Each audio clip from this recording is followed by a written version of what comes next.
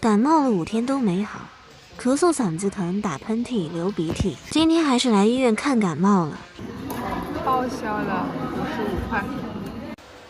医生说这个嗓子说话说太多了，嗓子现在红肿，感冒，嗓子红肿，一直有这个嗓子的问题，这个就是做直播的后遗症。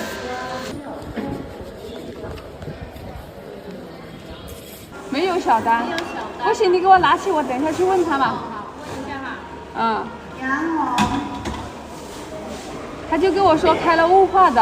开了雾化，雾化是有的。这一种药哈，早晚吃1包。这个要到中药房那边拿是吧？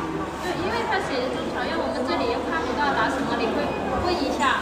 但是他那边没有，你就问一下医生哈。好。让小姐姐把雾化的药割一下。